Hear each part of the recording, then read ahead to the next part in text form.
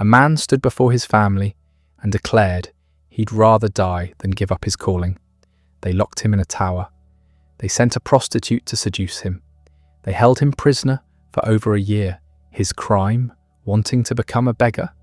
This is Thomas Aquinas, the man who would reconcile faith and reason, whose arguments for God's existence are still debated in philosophy departments today, whose writings became mandatory study in every Catholic seminary for centuries. But before any of that, he was just a nobleman's son who made a choice that enraged everyone who had plans for his future. Around 1225, in a castle called Roccasecca, near the town of Aquino, in what's now Italy, a child was born into one of the most powerful families in the region. His father, Landulf VI, wasn't just wealthy. He was a knight serving under Holy Roman Emperor Frederick II, holding the title of Miles, commanding troops, managing estates. His mother Theodora came from the Neapolitan Caracciolo family, noble blood running back generations. Thomas was the youngest of 9 children, which in medieval aristocratic families meant his future was already mapped out before he could walk. The family castle at Roccasecca sat on a hilltop, stone walls thick enough to withstand siege, overlooking valleys where peasants worked land the family had controlled for generations. This was feudal Italy, where your birth determined everything. Noble families didn't just own property, they owned people, collected taxes, administered justice, raised armies, and they protected their power through careful placement of family members in strategic positions. Thomas's uncle Sinibald was abbot of Monte Cassino, the oldest and most prestigious Benedictine monastery in Europe. Founded by St. Benedict himself in 529, Monte Cassino was more than a religious house. It was a centre of power, controlling vast lands, wielding political influence, producing bishops and cardinals. An abbacy like that could make or break regional politics. So when Thomas was 5 years old, his parents made a decision that seemed perfectly logical to them. They sent him to Monte Cassino as an oblate, a child dedicated to monastic life. The path was clear. He'd grow up in the monastery, take vows, rise through the ranks, and eventually, when Uncle Sinibald died or retired, Thomas would become abbot. The family would maintain their grip on one of the most powerful ecclesiastical positions in southern Italy. Monte Cassino in the 1230s was a world unto itself. Massive stone buildings, cloisters where monks walked in silence, a library containing manuscripts, copied and preserved through centuries.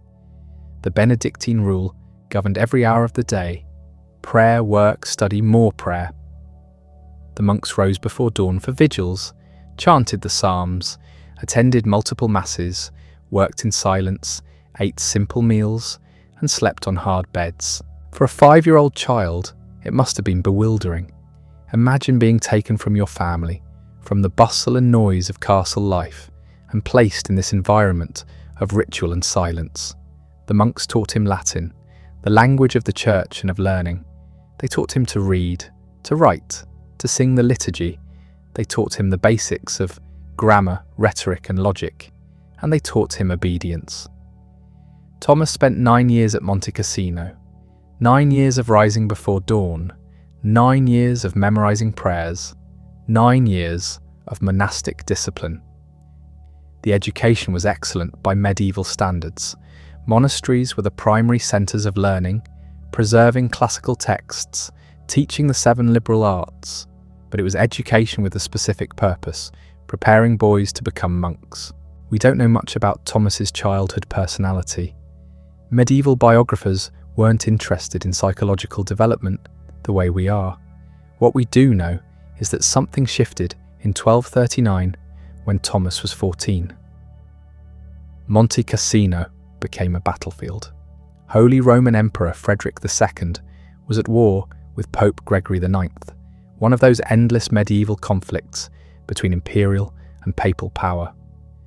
Frederick's troops occupied Monte Cassino, turning the monastery into a military garrison. The monks scattered, education stopped, Thomas was sent to the University of Naples, a recent foundation established by Frederick himself in 1224 to train administrators for his kingdom. Naples changed everything. This wasn't a monastery, this was a university, the first in Europe to be founded by imperial charter rather than growing organically from cathedral schools. Students came from everywhere, not just Italy, but across the Mediterranean. There were lectures on law, medicine, philosophy, theology, and there were new books. For centuries, Western Europe had lost access to most of Greek philosophy. They had fragments, second-hand summaries, but the actual texts of Aristotle were gone, preserved only in Arabic translations in the Islamic world. Now, in the early 13th century, these works were being translated from Arabic into Latin. The complete corpus of Aristotelian philosophy was becoming available to Christian scholars for the first time in 800 years. At Naples, Thomas encountered Aristotle, not the sanitized, Christianized version that would later become standard, but the raw philosophical system of a pagan Greek who'd worked out an explanation of the entire cosmos through reason alone. Aristotle on physics, on metaphysics, on ethics, on politics, on the soul, a complete worldview that didn't mention God or revelation or scripture, just observation, logic, argument. This was intellectually explosive. How do you reconcile this with Christianity? Church fathers like Augustine had worked with Plato, whose philosophy seemed more compatible with Christian doctrine. Plato emphasized the spiritual realm, the eternal forms, the soul's journey. Aristotle was materialist, empirical, focused on this world. Many theologians saw Aristotelian philosophy as dangerous, potentially heretical. But Thomas was fascinated. He saw possibility where others saw threat. And at the University of Naples, he encountered another new development that would determine his entire future. The Dominicans, the order of preachers founded by Dominic de Guzman just 15 years earlier, in 1216, represented something radical in medieval religious life. Traditional monasticism meant stability. Benedictines took a vow to remain in one monastery for life, focusing on prayer and manual labour in enclosed communities. The Dominicans were different. They were mendicant friars, beggars who owned no property, lived on donations, and moved freely to preach and teach. They operated in cities rather than countryside, engaged with universities and intellectual life, and had a democratic structure where brothers elected their leaders. The Dominicans in Naples ran a studium, a house of studies where young friars were trained in theology and philosophy. Thomas began attending lectures there, talking with the brothers, learning about their life and mission. And somewhere in 1243 or early 1244, when he was about 19, he made his decision. He would join the Dominicans. This was insanity from his family's perspective. They'd invested years grooming him for Monte Cassino, for the abbacy, for a position of power and wealth. Benedictine abbots were lords, controlling estates, wielding authority. Dominican friars were nobody's beggars, owning nothing, subject to being sent anywhere their order decided. Thomas was throwing away his future, the family's plans, everything. His mother, Theodora, was furious.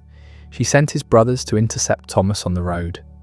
The Dominicans, recognizing the danger, had immediately assigned Thomas to Paris, getting him out of Italy and his family's reach. But his brothers caught up with the group, somewhere between Naples and Rome. There was a confrontation, probably violent. The brothers seized Thomas and dragged him back to the family castle at Roccasecca. What followed was a standoff that lasted over a year. The family locked Thomas in a tower room. They argued, pleaded, threatened. His mother visited, trying to talk sense into him. His brothers tried intimidation. The family brought in respected clergy to explain why this was foolish. Thomas refused to budge. The story of the prostitute comes from these months. According to hagiography written decades later, the family tried a different tactic. If Thomas was motivated by some misguided sense of purity, they'd cure him of that. They sent a prostitute to his room, assuming physical desire would snap him out of his religious fervour. The story says Thomas grabbed a burning poker from the fireplace and chased her out, then traced a black cross on the door. Later, according to the legend, angels appeared and girded him with a cord of chastity, ensuring he'd never be tempted again. How much of this is true is impossible to know. Medieval hagiography wasn't journalism. It was edification, meant to demonstrate sanctity through symbolic stories. But something happened during that year of imprisonment that convinced Thomas's mother to give up. Maybe she saw his determination was unbreakable. Maybe she realised he'd make himself genuinely miserable if forced into the Benedictine life. Maybe she calculated that having a son in the Dominicans was better than having no son at all. In the fall of 1245, Thomas returned to the Dominicans. He'd won, but at enormous cost. He'd defied his family, abandoned his inheritance, rejected the path they'd spent his entire childhood preparing him for. He was free to pursue his calling, but he'd burned bridges behind him. The Dominicans sent him to Paris, finally carrying out the original plan. The University of Paris was the intellectual centre of Western Christianity. Founded in the 12th century, it had grown into the most prestigious and contentious university in Europe. Thousands of students, masters from across Christendom, constant debates, frequent riots. The theology faculty was the crown jewel, training the church's future leaders. Thomas spent 3 years there studying philosophy under Dominican masters. Then in 1248, the order sent him to Cologne to study under a man who would shape his entire intellectual development, Albert the Great.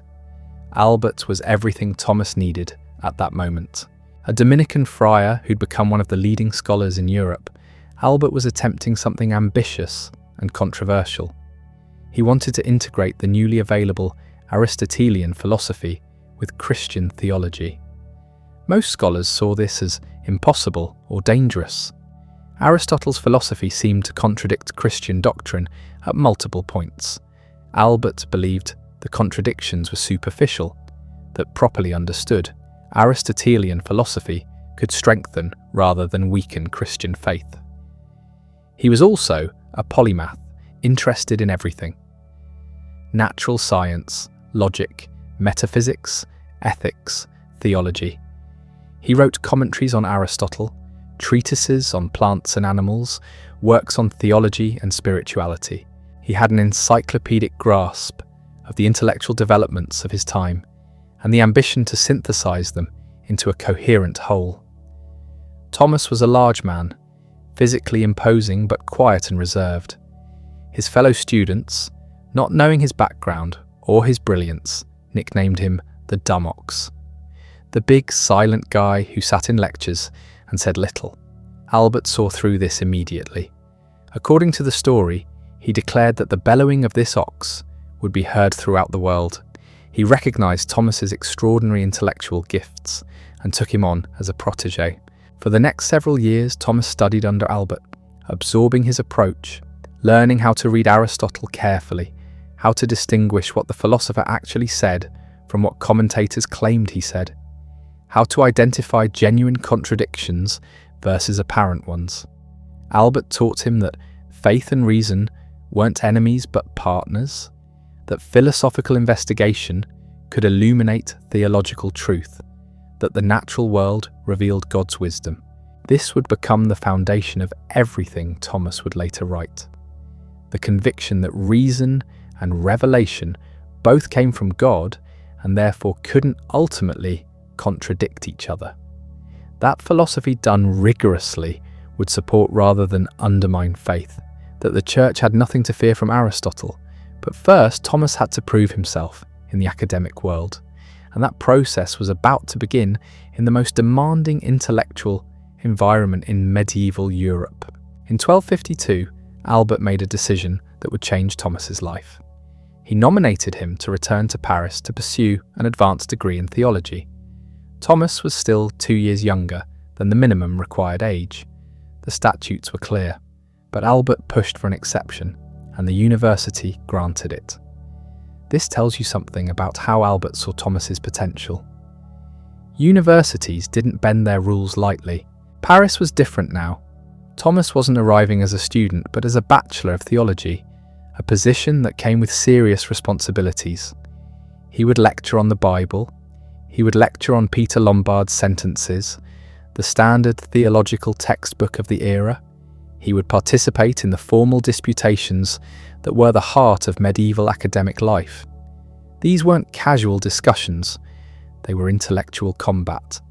A master would pose a question. Students and other masters would present objections. The presiding master would have to respond to every objection systematically before arriving at his conclusion. It was brutal training in logical precision. Thomas spent 4 years in this role. 4 years of constant teaching, constant debate, constant refinement of his ideas. And then in 1256, he received his doctorate in theology and was immediately appointed Master of Theology. Again, younger than the statutes officially allowed. The university was making exceptions for this quiet giant who'd proven himself exceptional. He now held one of the 2 Dominican chairs of theology at Paris. This was one of the most prestigious academic positions in Christendom. He was 31 years old. What did it mean to be a Master of Theology in 1256? You preached regularly. You lectured on Scripture, working through biblical books verse by verse. You presided over disputations on theological and philosophical questions. You wrote constantly. Academic output was expected, and you taught, training the next generation of theologians. Thomas did all of this with characteristic intensity. His lecture style was apparently clear and methodical, no rhetorical flourishes, no attempt to dazzle with verbal pyrotechnics. He presented arguments step by step, objection by objection, building toward conclusions with the precision of a geometer proving a theorem. But Paris in the 1250s was intellectually turbulent. The influx of Aristotelian philosophy was creating divisions. Some masters embraced Aristotle enthusiastically, others saw him as a threat to Christian doctrine. And there were political tensions too. The mendicant orders, the Franciscans and Dominicans, were relatively new arrivals at the university. The secular masters, priests who weren't part of religious orders, resented their success and their growing influence. This tension erupted into open conflict in 1256. The secular masters tried to limit the mendicants' teaching positions. They argued that friars shouldn't hold university chairs, that these positions belonged to secular clergy. The dispute became vicious. University statutes were invoked, papal intervention was required. Thomas found himself defending not just his own position, but the entire Dominican presence at Paris. He wrote a treatise against those who attack the religious life. It's not his most important work philosophically, but it reveals something about his character. He didn't shy away from controversy when principles were at stake. He argued systematically that religious orders had every right to teach at universities, that their way of life was legitimate and valuable, that the secular masters' objections were based on misunderstandings or malice. The Pope sided with the mendicants. The Dominican and Franciscan chairs were confirmed. But the resentment didn't disappear. Thomas had made enemies among the secular masters, enemies who would cause him problems later. Meanwhile, he was working on something that would define his entire career. He was developing his approach to integrating Aristotelian philosophy with Christian theology. This wasn't just an academic exercise. It was an attempt to address the central intellectual crisis of his time. Here's the problem he faced.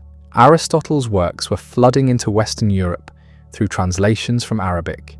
These weren't just any works. They represented the most sophisticated philosophical system the world had yet produced. Logic, metaphysics, ethics, natural philosophy, politics. Aristotle had addressed all of it with systematic rigor, and he'd done it without any knowledge of Christian revelation. His philosophy was purely rational, built from observation and logical inference. For many Christian scholars, this was terrifying, because at multiple points, Aristotle seemed to contradict Christian doctrine. Aristotle argued that the world was eternal, not created in time. Christian doctrine held that God created the world from nothing at a specific moment. Aristotle seemed to deny personal immortality. Christianity promised eternal life for individual souls. Aristotle's ethics didn't require divine grace. Christian theology insisted that salvation came only through God's grace. Some scholars responded by rejecting Aristotle entirely. Too dangerous, too pagan. Better to stick with the traditional Augustinian approach that had served Christianity for centuries. Others tried to Christianize Aristotle by force, reading Christian doctrines into his texts, whether they were there or not. Thomas chose a third path. He would read Aristotle carefully, honestly, on his own terms. He would identify genuine contradictions versus apparent ones. He would show where Aristotle was right and where he needed correction, and he would demonstrate that properly understood, Aristotelian philosophy didn't threaten Christian faith, but could actually support and illuminate it. This required extraordinary confidence. He was saying that a pagan philosopher who'd lived 3 centuries before Christ had gotten many things right about the nature of reality, that his logic was sound, that his observations were accurate, that his arguments deserved serious engagement rather than dismissal. But he was also saying that Aristotle's philosophy was incomplete, that there were truths accessible only through revelation that philosophy couldn't reach on its own. The key was distinguishing between what reason could know and what required faith. Reason could demonstrate that God exists. Reason could understand the natural world, human nature, ethics. But reason alone couldn't know that God is Trinity, couldn't know that Christ became incarnate, couldn't know the specific details of salvation history. These required revelation. Faith and reason weren't competing sources of truth, they were complementary. They both came from God and couldn't ultimately contradict each other. If they seemed to contradict, either you'd misunderstood the philosophy or you'd misunderstood the theology. The job was to work through the apparent contradictions carefully until you found the resolution. This sounds simple stated like that. It wasn't. It required mastering both Aristotelian philosophy and Christian theology at the highest level. It required the intellectual honesty to admit when Aristotle was right, even if it made certain theological arguments more difficult. And it required the philosophical sophistication to show how Aristotelian concepts could actually help explain Christian doctrines more clearly. Thomas was building the foundation for what would become his life's work, but in 1259, his time in Paris came to an end. The Dominican order had other plans for him. They wanted him back in Italy. He spent the next decade moving between several Dominican houses of study, first Orvieto in Umbria, then Rome, then Viterbo. These weren't quiet backwaters. Pope Urban IV appointed Thomas as theological advisor and lecturer to the papal curia. This put him at the centre of church politics and administration. He was consulted on theological questions. He preached to the papal court. He continued teaching and writing. And during these years he produced 2 of his most important works, the Summa Gentiles and the beginning of the Summa Theologica. These weren't casual side projects. They were systematic attempts to present Christian theology in a way that engaged seriously with philosophical questions. The Summa Gentiles was written as a handbook for missionaries and others who needed to present Christian teaching to non-Christians, Muslims, Jews, pagans, people who didn't accept the authority of Scripture. So Thomas couldn't just quote Bible verses and expect that to settle arguments. He had to make his case using natural reason, philosophical arguments that anyone could evaluate regardless of their religious commitments. The first 3 books use only philosophical reasoning to establish truths about God, creation, and ethics. God exists. God is one. God is eternal. God created the world. Humans have immortal souls.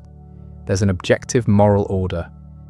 Only in the fourth book does Thomas turn to specifically Christian doctrines that require revelation. The Trinity, the Incarnation, the sacraments. Even here, he shows how these revealed truths, while exceeding reason's capacity to discover them, don't contradict reason and can be shown to be fitting and reasonable. The Summa Theologica was even more ambitious. Thomas intended it as a comprehensive introduction to theology for students. A beginner's guide, though that description is almost comical given the work's depth and sophistication. He wanted to replace the standard textbook, Peter Lombard's Sentences, with something more systematic and more philosophically rigorous. The structure is elegant. Each major question is divided into articles. Each article addresses a specific sub-question. For each article, Thomas presents objections to the position he'll ultimately defend. Then he gives a counter-argument, usually a quotation from scripture or a church authority. Then comes his own systematic response. Finally, he addresses each objection individually, showing why it doesn't hold. This method forces absolute clarity. You can't be vague or hand-wavy. Every objection has to be answered. Every step in your reasoning has to be explicit. It's philosophy as architecture, building an edifice where every stone is precisely placed and the whole structure stands or falls based on the strength of its logical foundations. Thomas worked on the Summa Theologica for years. He completed the first part, which deals with God and creation. He worked through the second part, which addresses human action, virtue, and law. But he wouldn't finish the third part, which treats Christ and the sacraments. Events would intervene. During this Italian period, Thomas also composed hymns. Pope Urban IV asked him to write liturgical texts for the newly instituted Feast of Corpus Christi. The result was some of the most beautiful sacred poetry in the Latin tradition. Pange lingua, o salutaris hostia, tantum ergo. These hymns are still sung in Catholic churches today. There's a story about their composition. Urban IV supposedly asked several theologians to submit proposals for the Corpus Christi liturgy. When they gathered to present their work, Thomas went first. As he read his hymns, the other theologians were so impressed that they tore up their own compositions. Among them was Bonaventure, the great Franciscan theologian and Thomas's contemporary. Whether this story is true or legend, it captures how Thomas's gifts were recognized even by potential rivals. But Thomas wasn't staying in Italy. In 1268, the University of Paris called him back for an unusual second term as Master of Theology. This was rare. Masters typically served once, but Paris was facing new intellectual crises, and the university wanted Thomas there to help address them. The philosophical situation had intensified during his absence. A movement called Latin Averroism was gaining ground among some masters in the arts faculty.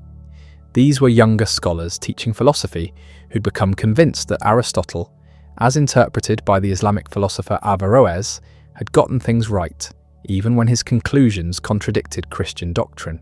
Their solution was radical. They argued for what's called the double truth theory. Something could be true in philosophy, even if it was false in theology. The world is eternal philosophically, but created in time theologically. The human intellect is one substance philosophically, but individual souls exist theologically. Both claims are true simultaneously, just in different domains. Thomas found this intellectually dishonest and dangerous. Truth is truth. If philosophy and theology seem to contradict, one of them is wrong. You can't have it both ways. The double truth theory was really a way of teaching philosophy without any constraints from Christian doctrine, while maintaining plausible deniability about whether you actually believed the heretical implications. The leader of this movement was Siger of Brabant, a master in the arts faculty. Siger was brilliant, popular with students, and openly teaching positions that Thomas considered destructive to both philosophy and theology. So Thomas entered the fight. He wrote treatises against the Averroists. He participated in public disputations. He argued that they were misreading Aristotle, that Averroes' interpretations were often wrong, and that properly understood, Aristotelian philosophy supported rather than contradicted Christian teaching.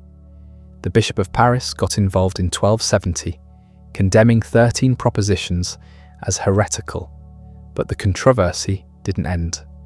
Thomas continued teaching, writing, arguing.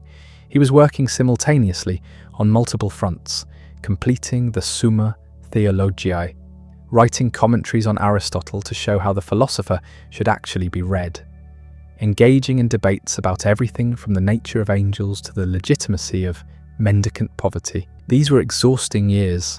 The intellectual battles were intense. Thomas was writing constantly, producing work at a pace that seems impossible. And he was maintaining his teaching duties, his preaching, his pastoral work. When his second 4-year term ended in 1272, he returned to Italy, this time to Naples, where he'd first encountered the Dominicans 3 decades earlier. He was now in his late 40s, still productive, still writing, still trying to finish the Summa Theologica and his Aristotelian commentaries. But something was about to happen that would change everything. On December 6th, 1273, Thomas was celebrating Mass at the Dominican house in Naples. His assistant Reginald of Piperno was nearby, as always, ready to take dictation after the service ended. They had their routine, Mass, then work. Thomas would dictate, Reginald would write. The Summa was nearly done. Just a few more questions to address in the section on penance. But something happened during that Mass. Thomas stopped moving. He stood at the altar completely still for an unusually long time, not praying in the normal sense, not proceeding with the liturgy, just frozen, staring at something no one else could see. When the Mass finally ended, Thomas didn't return to work. He went to his cell and stayed there. Hours passed. Reginald waited. The next day came. Still nothing. Thomas wouldn't dictate, wouldn't discuss theology, wouldn't touch his manuscripts.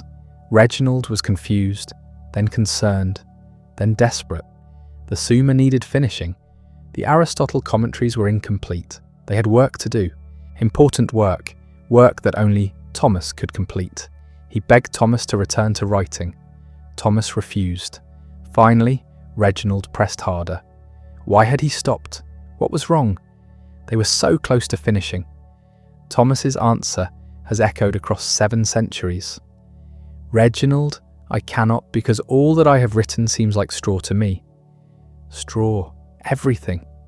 The Summa contra Gentiles, the Summa Theologica, the commentaries on Aristotle, the disputed questions, the treatises against the Averroists, decades of work representing the most sophisticated integration of philosophy and theology the medieval world had produced. All of it. Straw. He never explained what he'd seen, never detailed what happened during that Mass. We only know that after experiencing whatever he experienced, Thomas couldn't write another word. The contrast is staggering. This was a man who'd spent his entire adult life writing, who'd produced more substantial philosophical and theological work than most scholars could read in a lifetime, who'd been dictating to multiple secretaries simultaneously because his mind moved faster than one person could record. And now, silence. The manuscripts lay untouched. The Summa remained unfinished, breaking off in the middle of the section on penance. The Aristotle commentaries stopped mid-sentence. The greatest systematic thinker of the Middle Ages had ceased thinking, at least in the way he'd always thought before. What happened in that church? Scholars have debated this for centuries. Some argue it was a stroke or some other medical event that affected his cognitive abilities. The sudden cessation of all intellectual activity, the apparent personality change, these could indicate neurological damage. Others point to depression. Thomas had been working without pause for years. The battles in Paris had been exhausting. The pressure to finish the Summa was constant. Maybe something broke. Maybe the mind that had carried such enormous intellectual weight for so long simply couldn't bear it anymore. But Thomas himself suggested something different. Whatever he saw or experienced during that Mass, it made everything he'd written seem inadequate. Not wrong exactly, just insufficient. Like trying to capture the ocean in a cup, or describe the sun to someone who'd never seen light. This wasn't the first mystical experience Thomas had reported. Years earlier, while working on his treatise on the Eucharist, he'd claimed to hear Christ speak to him from a crucifix in the chapel. "You have written well of me, Thomas. What reward do you desire?" Thomas's response, "Nothing but you, Lord." That earlier experience hadn't stopped his work. It had perhaps even intensified it. But this one was different. This one ended everything. Think about what that means. Thomas devoted his entire life to showing that human reason could understand God, at least partially. That philosophy and theology could work together. That the intellect, properly used, could grasp real truths about divine reality. And then he had an experience that suggested all of that intellectual work was, in his own words, straw.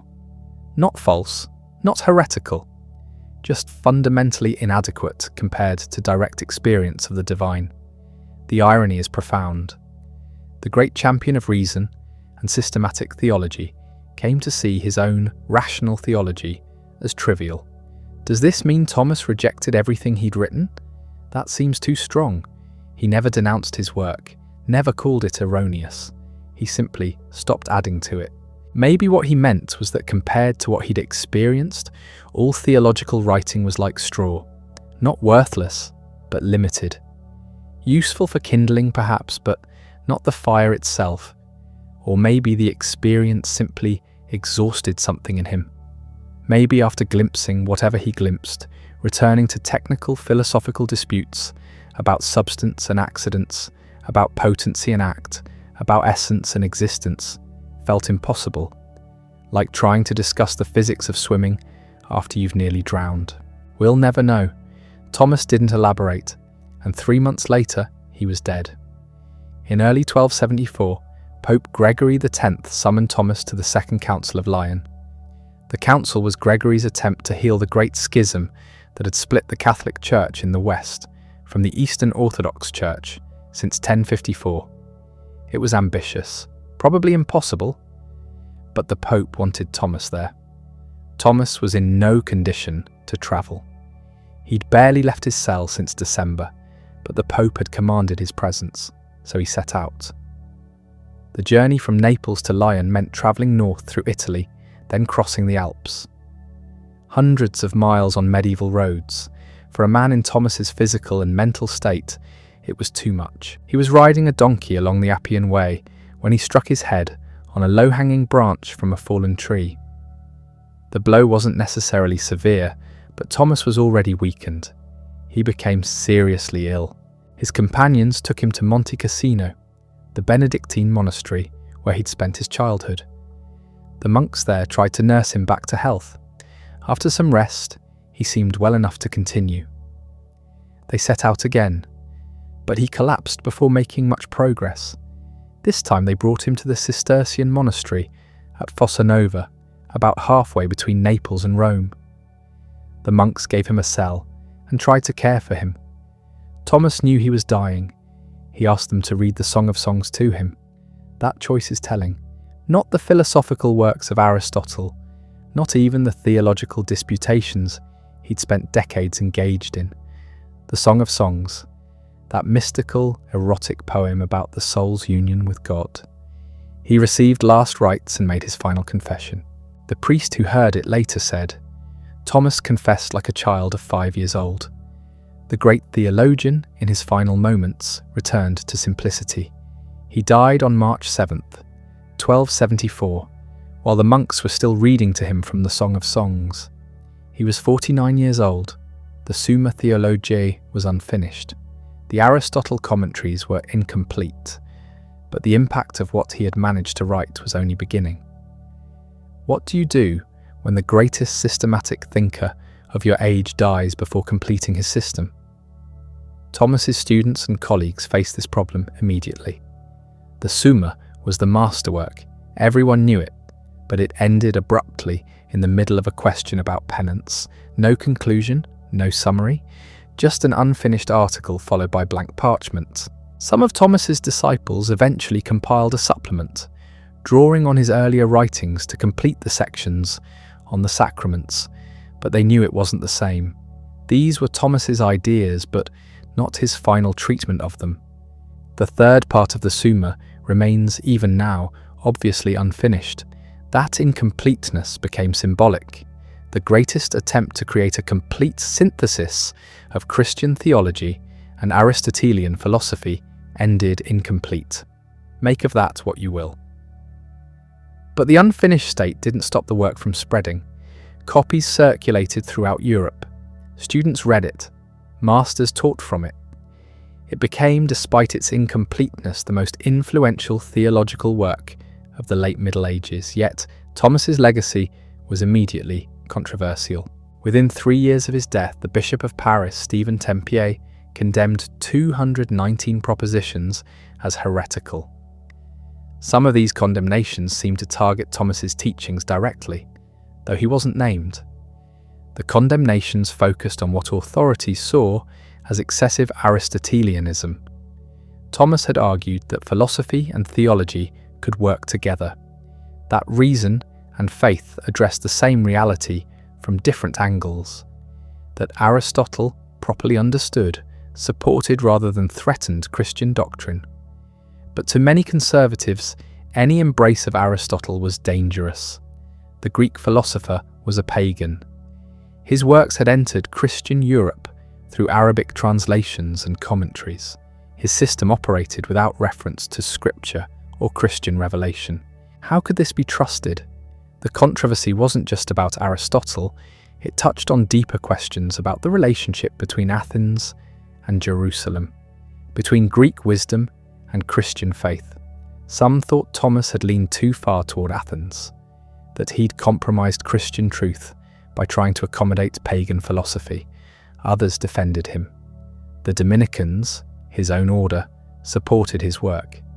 They argued that Thomas had actually done Christianity a service by showing that the faith could engage with sophisticated philosophy without collapsing. That reason, far from threatening faith, could strengthen it. The debate raged for decades, but gradually Thomas's approach won. Not completely, not everywhere, but the synthesis he'd attempted became increasingly accepted as the right way to do theology. By the time Thomas was canonized in 1323, less than 50 years after his death, his reputation was secure. The man who'd been condemned by some as too radical was now celebrated as a saint. Pope John XXII, proclaiming Thomas's canonization, faced an objection from the devil's advocate. The role of devil's advocate in canonization proceedings was to raise every possible argument against sainthood, and this one pointed out that Thomas hadn't performed enough miracles. The requirements for sainthood included verified miracles. Where were Thomas's? One of the cardinals present gave an answer that's been quoted ever since. There are as many miracles as there are articles in the Summa Theologica. The joke, if it was a joke, made a serious point.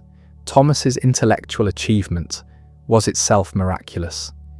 The systematic integration of philosophy and theology, the clarity of argument, the breadth of learning, the synthesis of sources. How could one mind accomplish all of this? It seemed to require divine assistance. In 1567, Pope Pius V declared Thomas a doctor of the Church, ranking him alongside Augustine, Jerome, Ambrose, and Gregory the Great.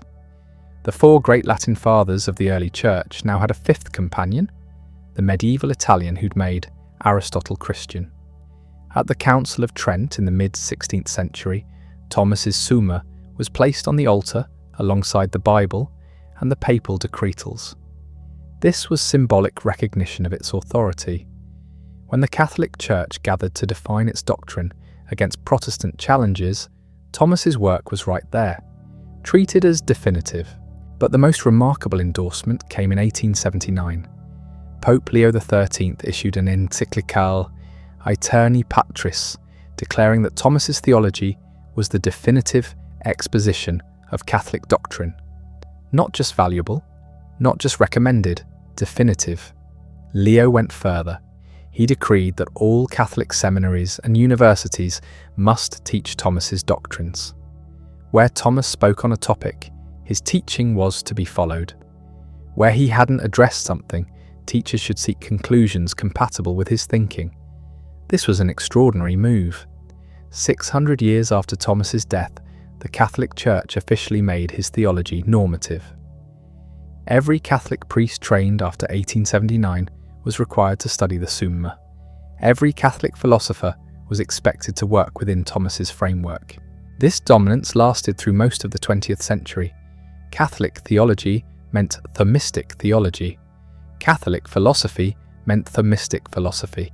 The system Thomas had created, or at least begun to create before his mystical experience stopped him, became the official, intellectual structure of the world's largest Christian denomination. But here's what's strange about that legacy. The Church canonized and promoted Thomas the systematic thinker, Thomas the rational theologian, Thomas who showed that philosophy and faith could work together. But Thomas himself, at the end of his life, seemed to step away from all of that.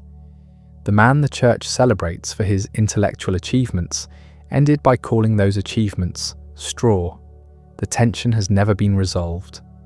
Was Thomas right in his decades of systematic work? Or was he right when he declared it all insufficient? The Church has chosen to emphasize the former and quietly acknowledge the latter. But why did the Church make this choice? Why celebrate the systematic work instead of the mystical breakthrough? Because institutions need frameworks. They need structures that can be taught, defended, applied. You can't build a seminary curriculum around everything I wrote is straw. You can build one around the Summa Theologica. Thomas's intellectual legacy spread far beyond Catholic seminaries. His ideas shaped Western thought in ways that persist today, often invisibly. When modern people talk about natural law, about rights grounded in human nature, rather than government decree, they're echoing Thomas whether they know it or not. When philosophers discuss virtue ethics, trying to understand morality through character rather than rules, they're working in territory Thomas mapped. When scientists assume the universe operates according to rational principles that human minds can understand, they're operating on assumptions Thomas helped establish. The synthesis Thomas created, marrying faith and reason, Athens and Jerusalem, became foundational to Western intellectual culture. Before Thomas, many Christian thinkers viewed philosophy with suspicion. Pagan wisdom seemed dangerous, potentially corrupting. After Thomas, philosophy became a tool for understanding divine truth. Reason wasn't the enemy of faith. It was faith's partner, capable of discovering truths about God and creation through natural investigation. This shift had enormous consequences. It helped create the conditions for what would eventually become modern science. If the universe was created by a rational God and humans possessed reason made in God's image, then studying nature wasn't presumptuous, it was appropriate. Understanding how the world worked was a way of understanding God's creation. Thomas didn't invent scientific inquiry, but his philosophical framework made it theologically acceptable within Christianity. When later scientists argued that investigating nature honored God rather than challenged religious authority, they were drawing on assumptions Thomas had established. The 5 ways Thomas's arguments for God's existence became standard material in philosophy of religion. Every undergraduate studying the subject encounters them. The argument from motion, the argument from causation, the argument from contingency, the argument from degrees of perfection, the argument from design. Whether you find these arguments convincing or not, they set the terms for centuries of debate about how reason relates to religious belief. Critics emerged quickly. Some argued Thomas relied too heavily on Aristotle. importing pagan philosophy into Christian doctrine. Others claimed his approach was too rationalistic, leaving insufficient room for divine mystery. The tension between Thomistic intellectualism and more mystical approaches to theology created divisions that persist. Within decades of Thomas's death, some of his positions were officially condemned. In 1277, just 3 years after he died, the Bishop of Paris issued a list of 219 prohibited propositions. Several appeared to target Thomas's teachings, though he wasn't named directly. The condemnation was partly political, partly theological, partly philosophical. It showed that even in death Thomas remained controversial, but the condemnation didn't stick. By 1323, Thomas was canonized. The propositions that seemed to contradict his teachings were quietly reinterpreted or forgotten. What had been dangerous philosophy became orthodox doctrine. The transformation wasn't sudden, but it was thorough. The thinker who'd been suspected of heresy became the model of Catholic orthodoxy. This rehabilitation accelerated over centuries. Each major church council referenced Thomas. Each generation of theologians built on his work. By the Renaissance, debating Thomas meant debating Catholic theology itself. You couldn't separate the tradition from the thinker who'd systematized it. The Protestant Reformation complicated Thomas's legacy. Luther and Calvin rejected much of medieval scholasticism, including Thomas's philosophical approach to theology. They emphasized scripture alone, faith alone, grace alone. Thomas's careful integration of reason and revelation seemed to them like human presumption, an attempt to reach God through intellectual effort rather than accepting divine gift. Protestant theology developed different frameworks, different assumptions, different methods. But even Protestant thinkers engaged with Thomas, if only to argue against him. His shadow fell across all Western theology, Catholic and Protestant alike. You defined your position partly by where you stood relative to Thomas Aquinas. The Catholic Counter-Reformation elevated Thomas even higher. At the Council of Trent, fighting to define Catholic doctrine against Protestant challenges, the Church Fathers placed the Summa Theologica on the altar alongside Scripture and Church law. The symbolism was clear. Thomas's theology wasn't just valuable commentary, it was authoritative teaching, nearly on par with revelation itself. This created a strange situation. Thomas had written the Summa as a beginner's textbook. He'd intended it for students just starting theological study.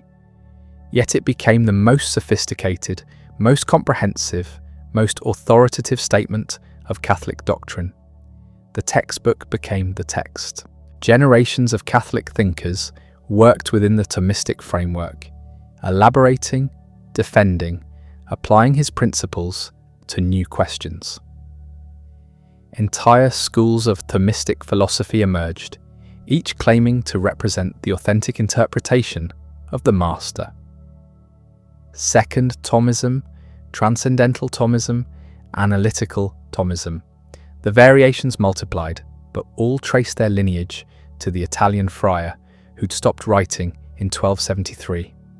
Then came Pope Leo XIII's 1879 encyclical Aeterni Patris, the most dramatic endorsement of all. Leo didn't just recommend Thomas's work, he made it mandatory throughout Catholic education. Every seminary student would study the Summa.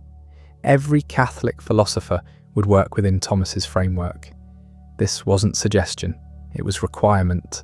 The impact was enormous. For nearly a century, from 1879 until the Second Vatican Council in the 1960s, Thomistic philosophy dominated Catholic intellectual life.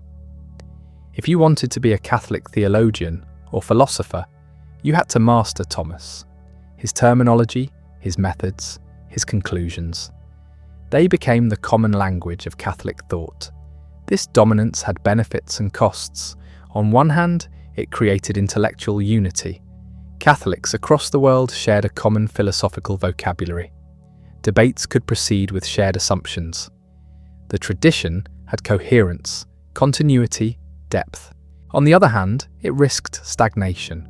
When one thinker's work becomes normative, innovation becomes difficult. New questions don't always fit old frameworks. Modern philosophy raised challenges Thomas couldn't have anticipated because he died in 1274. Forcing all Catholic thought through a medieval lens created tensions. Some of these tensions became apparent in the 20th century. Existentialism, phenomenology, linguistic philosophy. These modern movements ask questions and use methods foreign to Thomistic scholasticism. Catholic thinkers tried to engage, but the official requirement to work within Thomas's framework made genuine dialogue difficult. Vatican II in the 1960s loosened the grip. The Council didn't reject Thomas, but it opened space for other approaches. Catholic theology could draw on multiple sources, multiple methods. Thomas remained important, but no longer exclusively so. The mandatory Thomistic curriculum was relaxed. New theological movements emerged. Yet Thomas's influence persisted, even as his dominance faded. His core insights about the relationship between faith and reason, about natural law, about virtue ethics. These remained influential even when his specific arguments were questioned or set aside. The framework proved more durable than any particular conclusion. Modern philosophy of religion still engages with Thomas's 5 ways. Contemporary virtue ethicists still reference his account of the cardinal virtues. Legal theorists still debate his natural law theory. You can disagree with Thomas on every point and still find yourself working in territory he mapped. This is influence of a particular kind.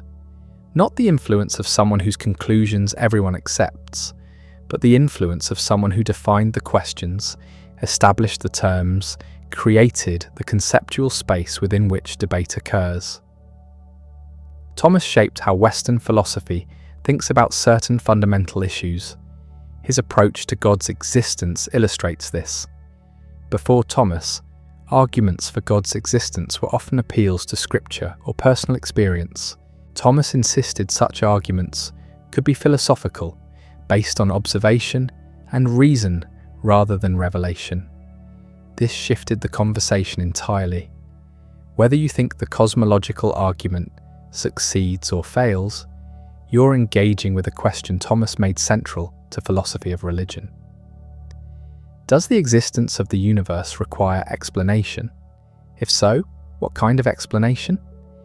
These questions structure modern debate because Thomas placed them at the centre. The same pattern appears in ethics. Thomas's virtue ethics, drawing on Aristotle but transforming it through Christian theology, created an alternative to rule-based moral systems. Instead of asking, "What should I do?" virtue ethics asks, "What kind of person should I become?" That shift in emphasis, from acts to character, remains influential in contemporary moral philosophy. Natural law theory, Thomas's framework for understanding morality as grounded in human nature, shaped centuries of legal and political thought. The Declaration of Independence's self-evident truths and inalienable rights echo natural law assumptions, even if Jefferson wasn't consciously thinking of Thomas. When Martin Luther King Jr. distinguished just laws from unjust laws, arguing that unjust laws violate moral principles that transcend human legislation, he was working within a natural law framework that traces back to Thomas. The civil rights movement's moral claims rested partly on assumptions Thomas had articulated. This doesn't mean everyone who invokes natural rights is a Thomist. Most aren't. But the idea that morality is objective, grounded in human nature, rather than arbitrary convention, that idea gained philosophical respectability partly through Thomas's work. So Thomas's legacy operates on multiple levels. There's the official Catholic recognition, the canonization, and doctrinal authority. There's the philosophical influence, the way his arguments shaped subsequent debate. And there's something harder to measure, but equally important, the way his synthesis of faith and reason established patterns of thought that persist even when people don't know the source. the West's assumption that religion and reason can coexist, that faith doesn't require abandoning intellectual inquiry, that theological claims can be rationally examined. These aren't universal assumptions. They had to be established, defended, made culturally acceptable. Thomas did that work. His influence isn't universal or uncontested. Plenty of philosophers reject his arguments. Plenty of theologians work in different frameworks. But even rejection requires engagement. You have to understand Thomas to effectively argue against him. That's a form of influence too. The mystical vision that stopped Thomas's writing in 1273 adds a complicating dimension to all this. Because if Thomas himself concluded his systematic work was inadequate, what does that mean for those who've built on it? The Church canonized Thomas the thinker, but Thomas the mystic suggests thinking has limits. This tension has never been resolved. Thomistic philosophy emphasizes reason's capacity to know truth, but Thomas's final experience suggested truth exceeds reason's grasp. Both positions are Thomas's. Which one should we emphasize? The Church has chosen to emphasize the systematic work, treating the mystical vision as a personal experience that doesn't invalidate the intellectual achievement. Thomas's writings remain authoritative. His arguments stand independent of his later doubts about their adequacy. But that choice involves prioritizing institutional needs over individual experience. The Church needs systematic theology.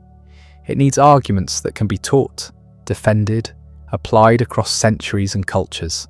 It can't build on mystical visions that stop people from writing.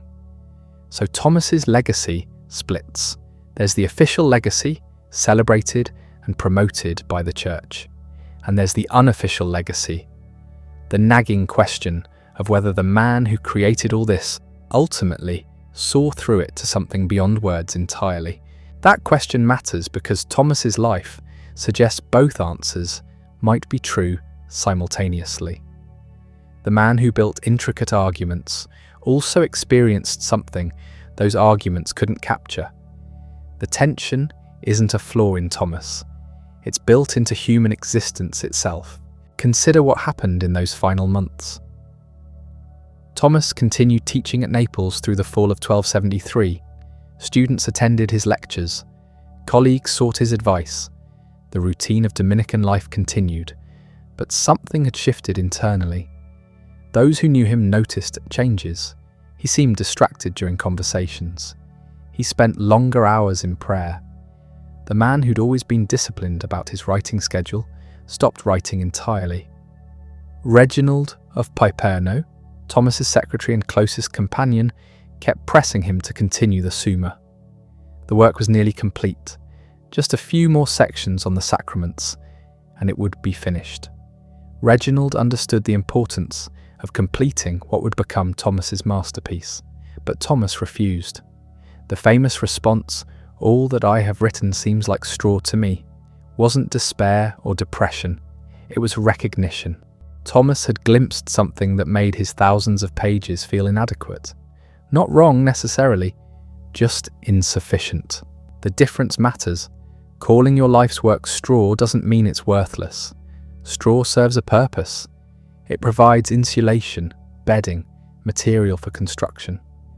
But compared to what Thomas had experienced, even his most sophisticated arguments felt like crude approximations. This creates a problem for anyone trying to understand Thomas's legacy. Do we emphasize the systematic philosophy or the mystical dissolution? The Church made its choice. Thomas was canonized as a saint and declared a doctor of the Church. His feast day celebrates his intellectual achievements. Seminaries teach Thomistic philosophy. The Summa remains required reading for Catholic theology students. The mystical vision gets mentioned, acknowledged as an interesting biographical detail, but it doesn't define how Thomas is remembered institutionally. Yet that vision changed everything for Thomas himself. He'd spent decades building arguments for God's existence, for the rationality of faith, for the harmony between reason and revelation. Then he experienced something that rendered all those arguments secondary, Not false, but incomplete. The 5 ways can point toward God's existence. They can't produce the encounter Thomas had on December 6th, 1273. What exactly happened that day? We don't know. Thomas left no description. The accounts we have come from witnesses who saw him during Mass, who noticed the extended ecstasy, who heard his refusal to continue writing. But the content of the vision remains private. Thomas took it with him to the grave 3 months later. This silence is significant. Thomas could have written about mystical experience. Other medieval mystics did. Bernard of Clairvaux, Hildegard of Bingen, Meister Eckhart, they all attempted to put mystical encounters into words. Thomas chose not to, whether because words felt inadequate or because the experience was too personal to share, we can't know. The result is a gap at the centre of understanding Thomas's final months. The journey to Lyon compounds the mystery. Pope Gregory X summoned Thomas to attend the Second Council of Lyon in January 1274. The council aimed to reunite the Eastern and Western churches, separated since the Great Schism of 1054. Gregory wanted Thomas present because his theological expertise could help bridge the divisions. Thomas set out in February, still weakened from whatever illness had followed his mystical experience. He travelled by donkey, the traditional mode of transportation for mendicant friars. The journey from Naples to Lyon covered hundreds of miles through winter conditions. For a man in declining health, it was arduous. Near Terracina, about halfway to Rome, Thomas struck his head on a low-hanging tree branch. The injury wasn't severe initially, but it triggered complications. His condition deteriorated rapidly. He made it to the Cistercian monastery at Fossa Nova, about 50 miles south of Rome. The monks took him in, provided care, but Thomas's health continued failing. He knew he was dying. Instead of fighting it or expressing regret about unfinished work, he asked the monks to read him the Song of Solomon. That choice reveals something about where Thomas's mind was in those final days. The Song of Solomon is Scripture's most erotic book, a love poem between bride and groom that Christian tradition has always read as allegory for the soul's relationship with God. It's mystical poetry, not systematic theology. It speaks in images and emotions rather than arguments and proofs. That Thomas wanted to hear it as he died suggests what had become most important to him. Not completing the Summa, not defending Aristotle or refuting heretics, just this intimate encounter with divine love expressed through human passion. His final confession, described by the attending priest as resembling that of a child of 5, indicates similar priorities.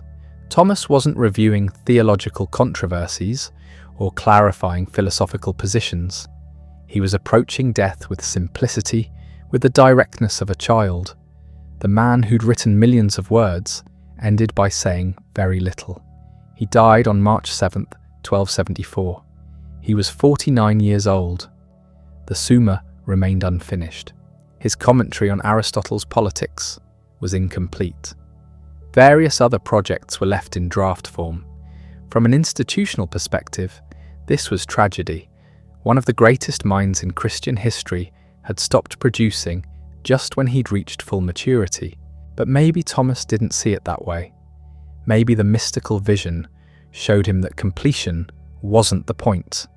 The arguments in the Summa point toward truth without exhausting it. The philosophical system opens doors without claiming to map the entire territory beyond those doors.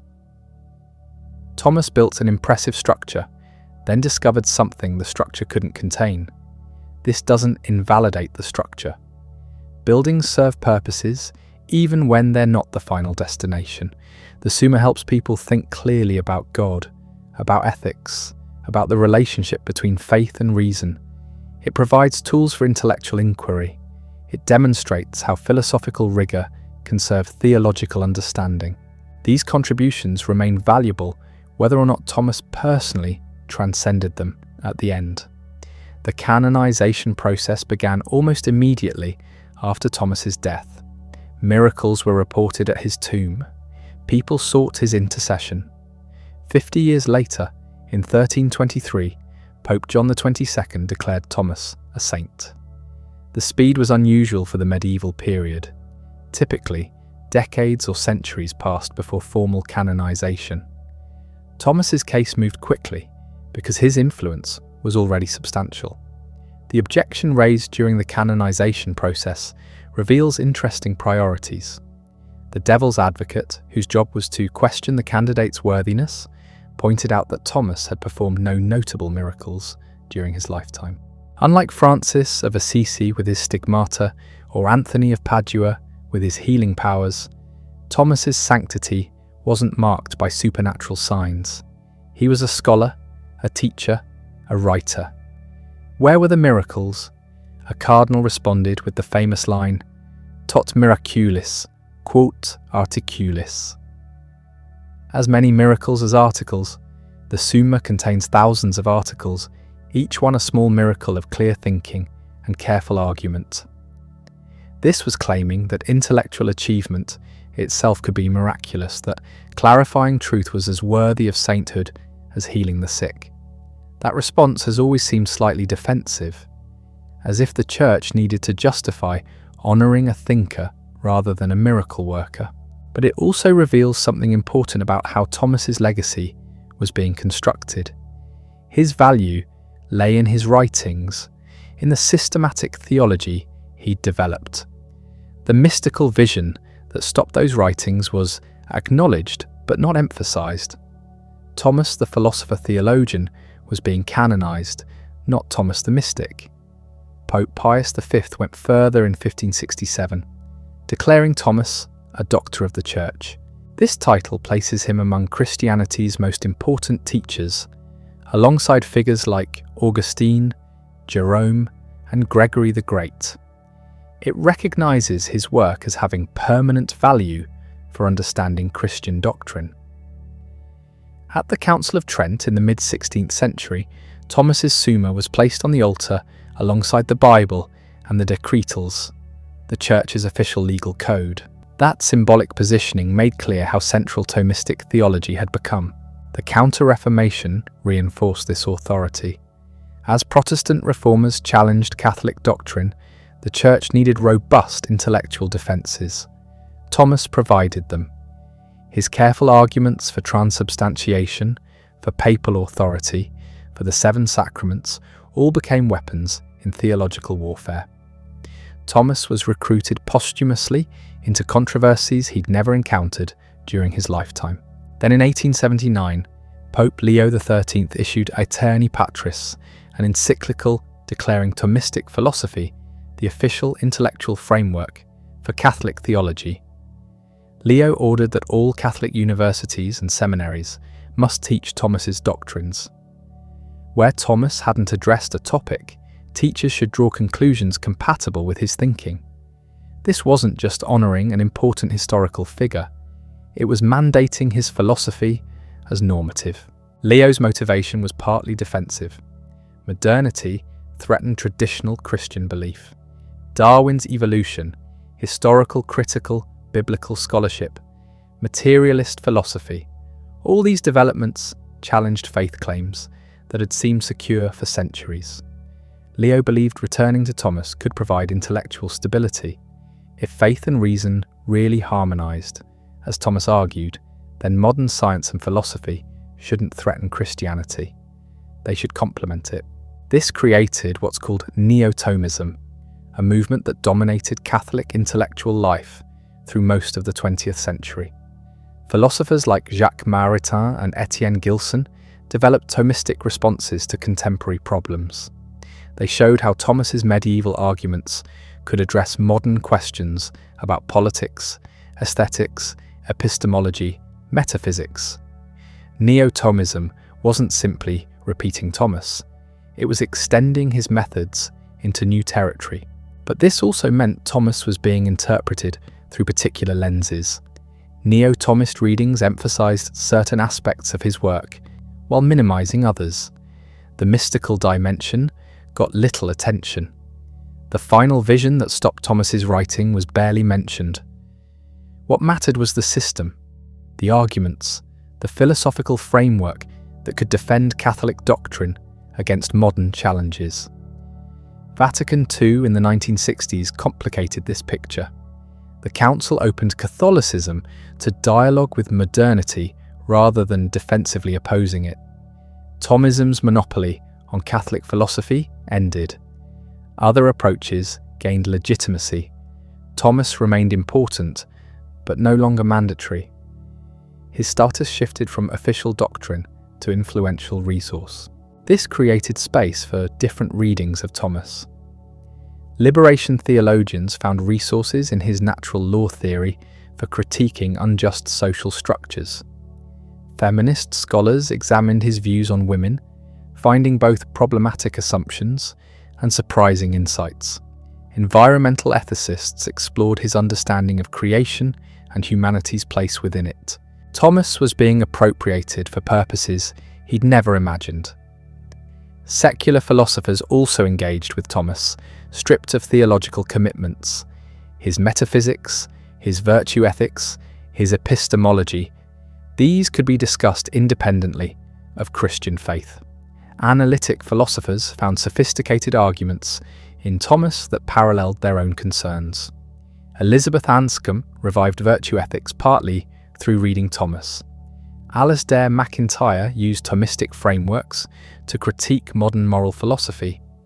Thomas was escaping the Catholic ghetto, becoming relevant to broader philosophical conversations. Yet all these developments, the canonization, the official doctrine, the neo-Thomist revival, the secular appropriations, their responses to Thomas's writings, they engage with the systematic philosophy, the careful arguments, the intellectual architecture. The mystical vision remains peripheral, a biographical curiosity that doesn't significantly affect how Thomas is read and used. Is this a distortion? Are we missing something essential by focusing on the products rather than the process, on the arguments rather than the experience that superseded them? Maybe, but we don't have access to that experience. We can't write about what Thomas saw in December 1273 because he didn't tell us. What we have are the texts he produced before that moment. Those texts must be our primary source. Still, the vision matters as context. It reminds us that Thomas himself recognized limits to systematic theology.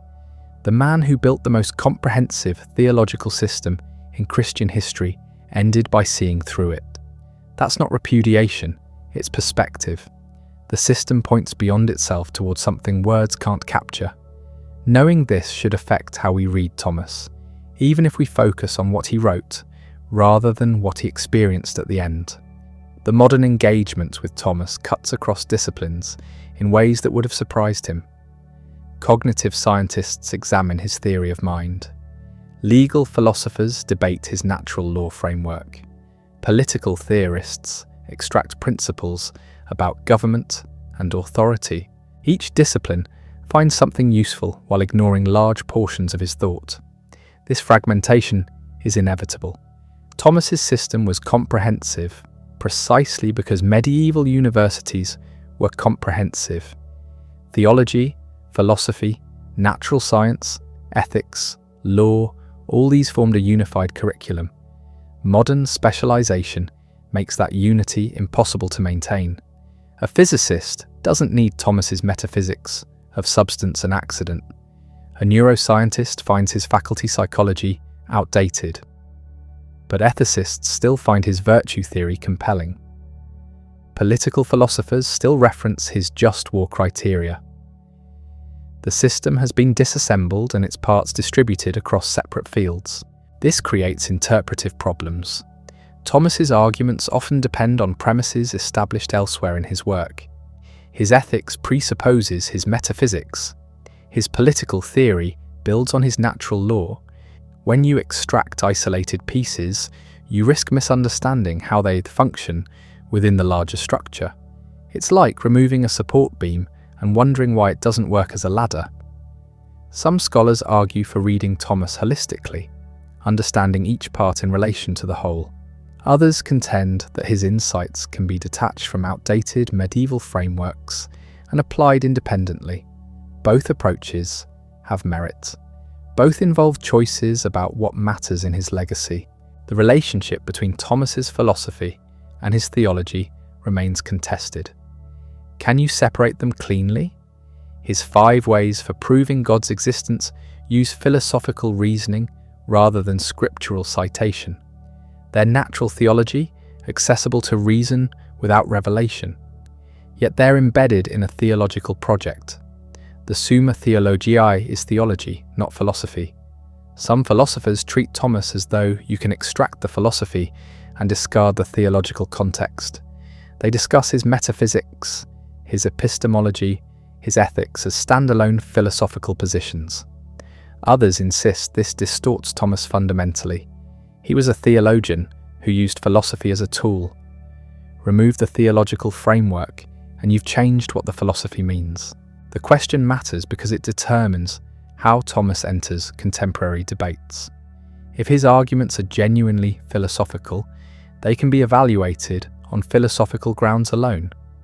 If they're essentially theological, then non-believers can dismiss them as starting from premises they don't accept. Thomas himself would reject this separation. For him, philosophy and theology were distinct but complementary. Philosophy operated within limits, set by natural reason. Theology added truths revealed by God. But both dealt with reality. Both sought truth. The distinction was methodological, not metaphysical. Modern readers often miss how radical Thomas's confidence in reason actually was. Many of his contemporaries viewed Greek philosophy with deep suspicion. Aristotle was a pagan who'd never heard of Christ. How could his philosophy be trusted? Thomas's answer: truth is truth regardless of its source. If Aristotle arrived at truth through reason, Christians should embrace it. This isn't naive acceptance. Thomas corrected Aristotle where he thought him wrong. He rejected Aristotle's claim that the universe had always existed. He modified Aristotle's ethics to accommodate Christian virtues. But the fundamental approach was integration rather than rejection. Find what's true in pagan philosophy and incorporate it into Christian theology. That confidence in reason's capacity to discover truth has consequences. If reason can demonstrate God's existence, can grasp moral principles, can understand the natural world, then faith doesn't contradict knowledge, it supplements it. This makes Thomas useful for believers navigating a world where science and philosophy operate independently of religious authority. But it also creates problems. What happens when reason and revelation seem to conflict? Thomas had an answer. They can't truly conflict because both come from God. Apparent contradictions result from either misunderstanding revelation or making errors in reasoning. This assumes an ultimate harmony that not everyone accepts. The Protestant Reformation largely rejected Thomas. Luther called reason a whore. He emphasized faith over intellectual understanding. Protestantism developed its own theological traditions that downplayed or ignored Thomas entirely.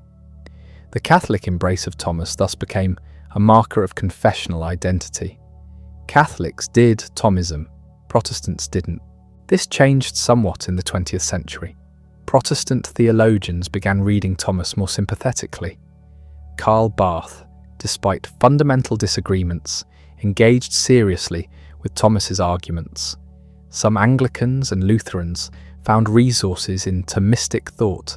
The confessional boundary softened without disappearing. Meanwhile, Orthodox Christianity never adopted Thomas the way Catholicism did. Eastern theology developed along different lines, more mystical and less systematic.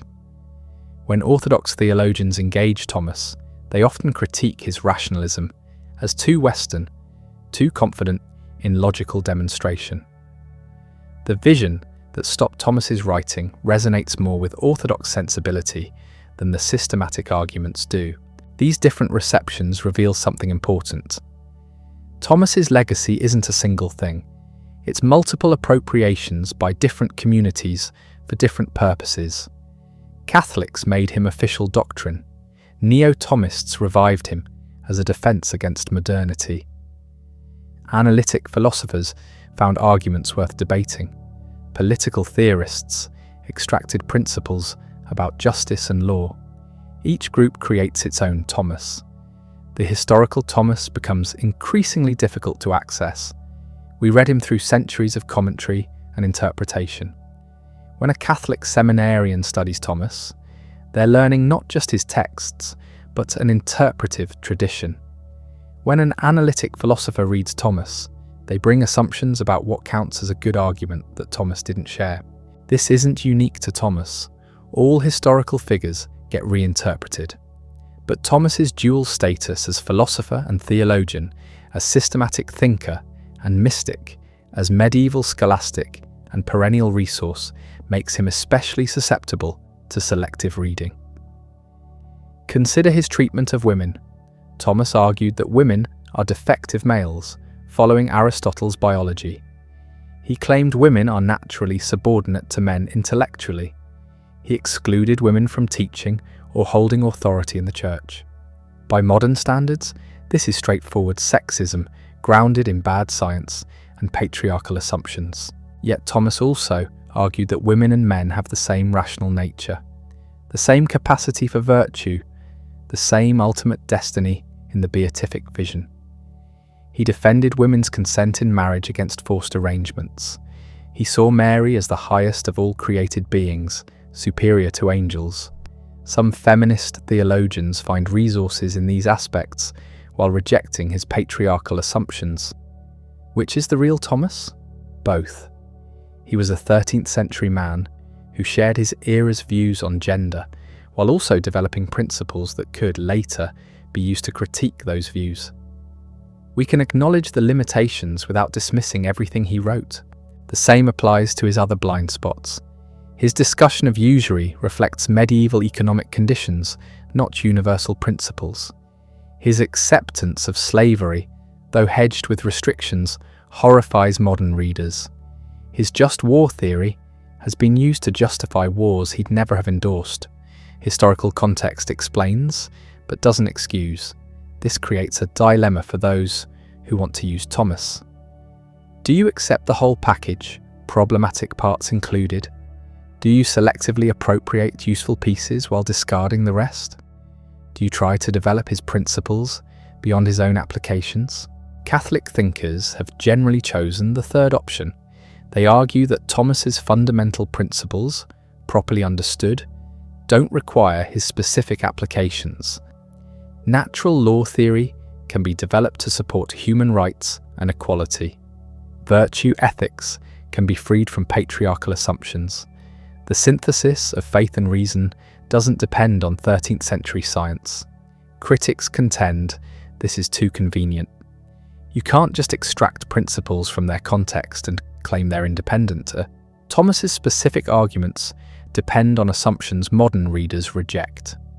Trying to save the principles while abandoning the conclusions means you're not really following Thomas anymore. The debate continues because both sides have legitimate points. Ideas do transcend their original context. Principles can be applied in new ways, but ideas are also products of their time, shaped by assumptions their authors didn't question. The line between development and distortion isn't always clear. What makes Thomas worth engaging after 750 years?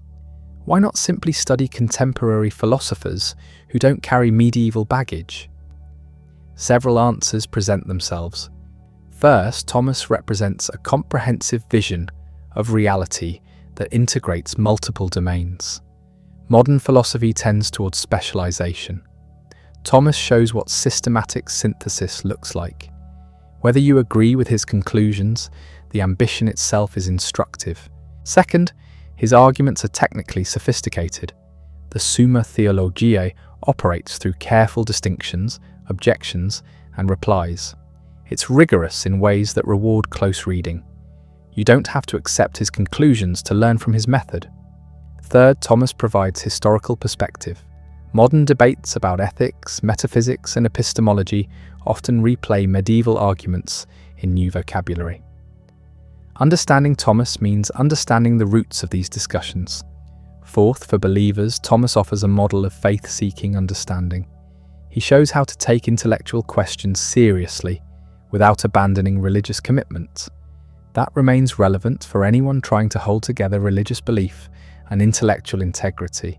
Finally, Thomas's work has simply been so influential that understanding Western intellectual history requires grappling with him. His ideas shaped Catholic theology, influenced Protestant thought, affected political theory, and contributed to philosophical debates. You can't understand what came after without understanding what he contributed, but influence creates its own problems. When ideas become canonical, they can ossify. Students learn Thomas as doctrine rather than engaging his arguments critically. The system becomes an answer key rather than a starting point for investigation. This was the problem Vatican II addressed by opening Catholic theology beyond strict Thomism. The challenge is using Thomas without being used by him, reading him as one voice in ongoing conversations rather than the final word, appreciating his contributions while recognizing their limits, learning from his methods without assuming his conclusions. Thomas himself would likely approve. He saw theology as an ongoing project, never complete in this life. The Summa Theologica was meant for beginners, a starting point rather than an end point. His own work built on predecessors, synthesizing their insights while correcting their errors. He'd expect successors to do the same with his thought. The vision that stopped his writing suggests he recognized how much remained beyond systematic articulation. The straw comment doesn't mean his work was worthless.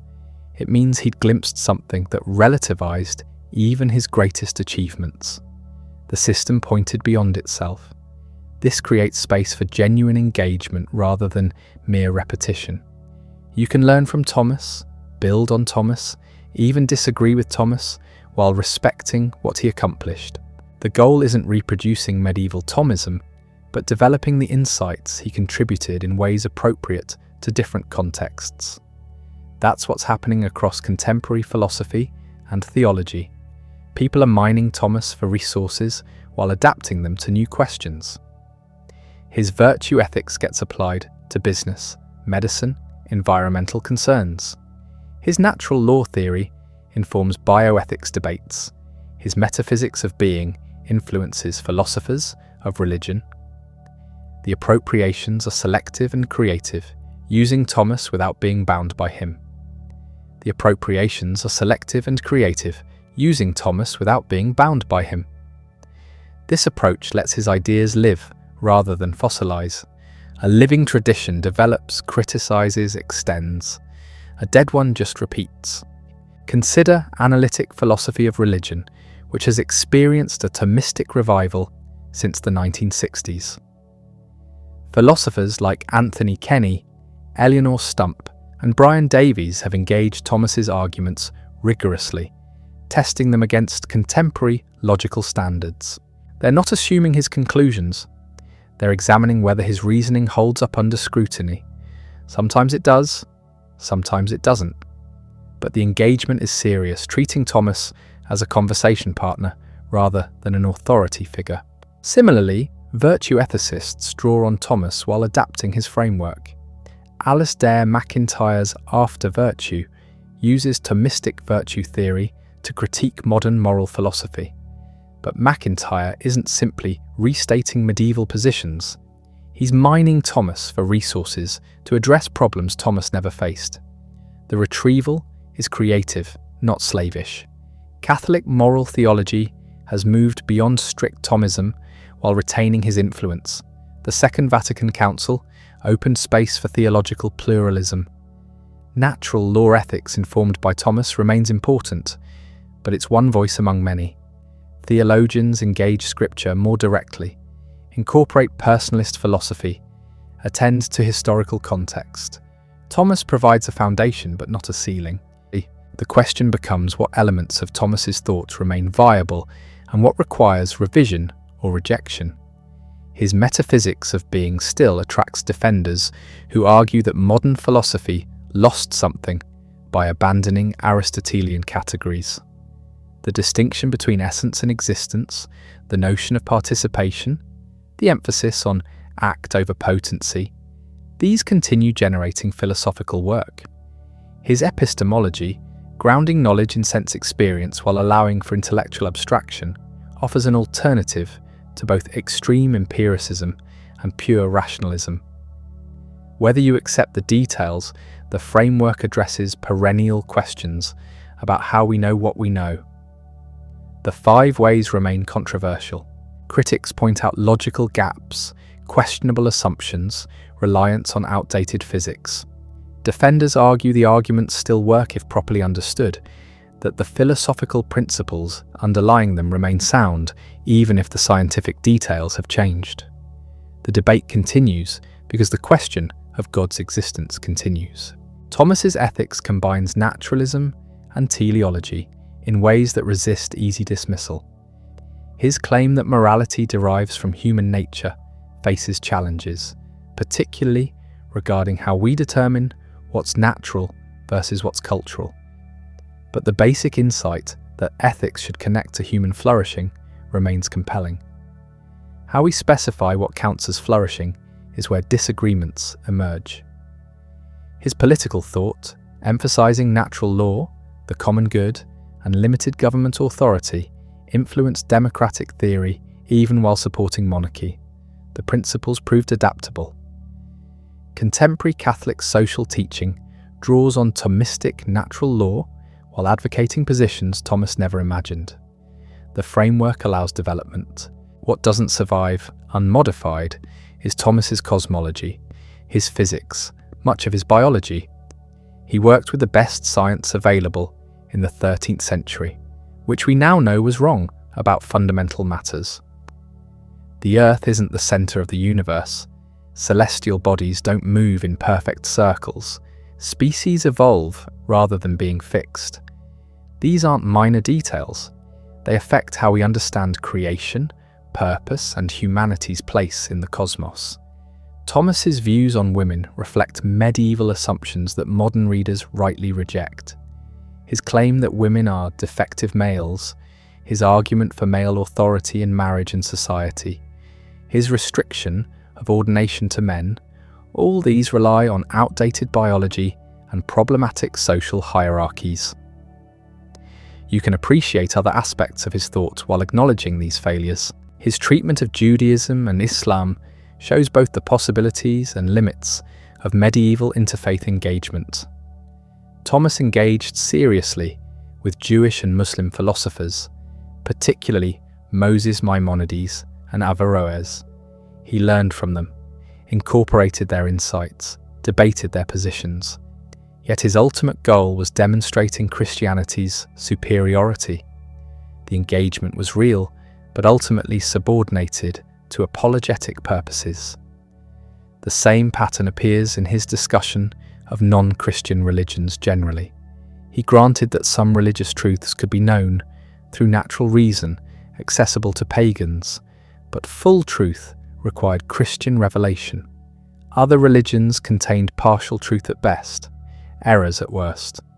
This framework doesn't work for genuine religious pluralism, which requires recognizing that other traditions might offer insights Christianity lacks.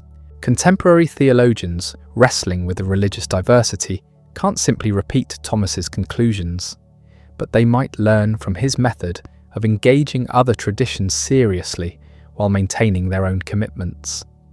The challenge is doing that without assuming superiority. Thomas's approach to scripture raises similar questions. He employed medieval exegetical methods that modern biblical scholarship has largely abandoned.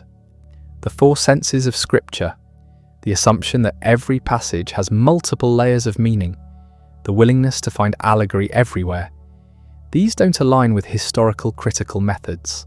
Yet Thomas also insisted on the literal sense as foundational, requiring attention to authors' intentions and historical contexts. That principle remains valid even if the execution differs. Contemporary theologians can appreciate his commitment to taking scripture seriously while using different interpretive tools. The broader question is whether Thomas's synthesis of faith and reason survives modernity's challenges. His confidence that philosophy and theology complement each other, that Athens and Jerusalem can be harmonized, faces skepticism from multiple directions. Fideists argue that faith doesn't need philosophical support, that revelation stands on its own authority. Rationalists counter that religious claims should submit to philosophical scrutiny without special pleading. Postmodern thinkers question whether any grand synthesis is possible or desirable. Thomas's response would likely involve distinguishing questions. Can faith and reason both contribute to truth? He'd say yes. Does this mean all apparent conflicts can be resolved? Not necessarily, but apparent contradictions often result from misunderstanding one side or both. Should we abandon the project of integration? Absolutely not, because truth is unified even if our grasp of it remains partial. Whether this response satisfies contemporary critics is debatable, but it identifies the right questions. How do different sources of knowledge relate? What do we do with apparent conflicts? Is systematic understanding possible, or should we embrace fragmentation? These questions matter beyond academic theology. They affect how we navigate a world where scientific, religious, philosophical, and practical claims compete for attention. Thomas modelled one approach: take all legitimate sources seriously, distinguish their domains, integrate where possible, acknowledge limits. The alternative is compartmentalization, treating different areas of life as isolated spheres with no connection. Science operates by one set of rules, religion by another, ethics by a third, politics by a fourth. This avoids conflict but creates incoherence. We live in one world, not four separate realms. Thomas's insistence on unity, on the ultimate compatibility of all truths because they derive from one source, pushes against fragmentation. You don't have to accept his specific synthesis to appreciate the underlying conviction that reality hangs together somehow. His influence on education reflects this integrative vision. The medieval university curriculum, which Thomas helped shape, combined theology, philosophy, and the liberal arts.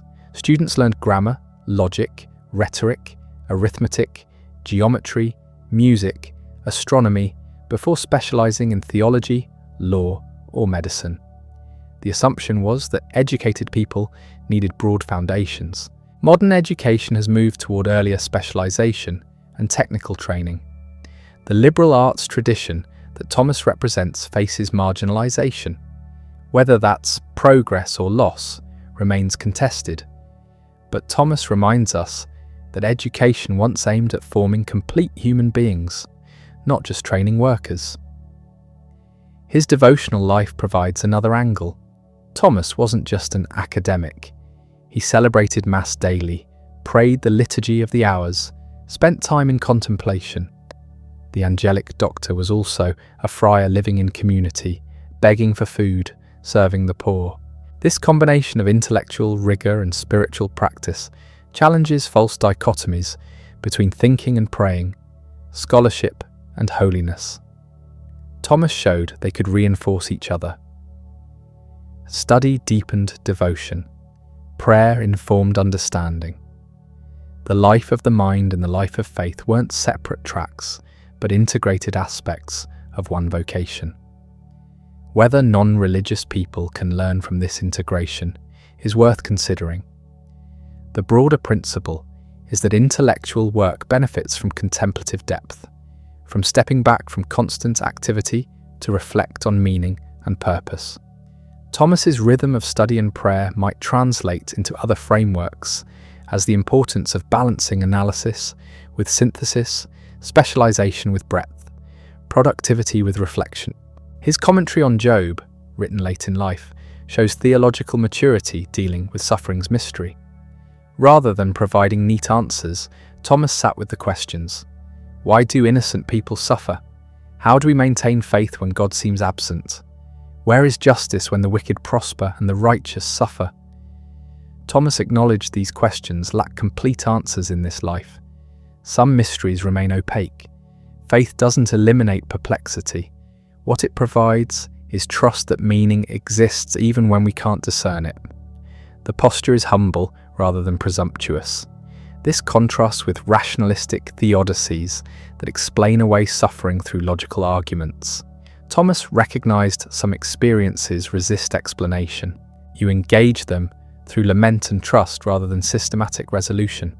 His willingness to leave questions open shows intellectual honesty. The mystical vision that stopped his writing demonstrates the same humility. After decades building elaborate systems, Thomas encountered something that rendered them inadequate. Not false, but insufficient. The straw comment wasn't cynicism, but recognition of transcendence. What lies beyond systematic articulation? For Thomas, it was direct experience of God, the beatific vision glimpsed briefly in this life, fully realized only in the next. That vision relativized even the greatest theological achievements. It didn't invalidate them, but put them in perspective. This creates space for apophatic theology, the recognition that God exceeds all concepts and language. Thomas worked primarily in cataphatic mode, making positive claims about divine attributes. But he knew the limits. Every affirmation about God simultaneously denies adequacy. God is good, but not in the way creatures are good. God knows, but not through concepts like ours. The via negativa, the negative way, complements the positive path. You approach truth by recognizing what God is not as much as what God is. Infinite removes all limits. Eternal excludes all temporal restrictions. Simple denies all composition. The negative qualifiers matter as much as the positive terms they modify.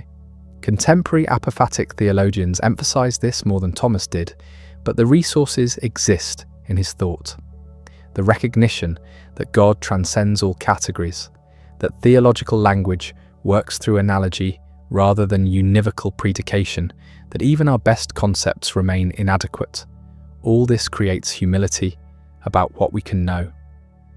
Thomas's legacy, then, is neither uncritical acceptance nor wholesale rejection. It's selective retrieval, critical engagement, creative adaptation, taking seriously what he got right while acknowledging what he got wrong, learning from his methods while updating his conclusions, appreciating his synthesis while recognizing its limits. The conversation continues because the questions persist. How do we know what we know? What makes actions right or wrong? Does God exist, and how would we know? What is the good life for human beings? How should society organize itself? What happens after death? Thomas offered comprehensive answers, grounded in Aristotelian philosophy and Christian theology. Those answers shaped Western thought profoundly. They continue influencing debates even when people don't realize they're echoing Thomistic positions. But the answers aren't final. Each generation must wrestle with these questions in their own context, using their own resources, addressing their own challenges. Thomas provides one model of how to do that seriously and systematically. Whether his specific conclusions hold up matters less than whether his approach remains instructive. 7.5 centuries separate us from the man who stopped writing because everything seemed like straw. The world has changed in ways he couldn't imagine.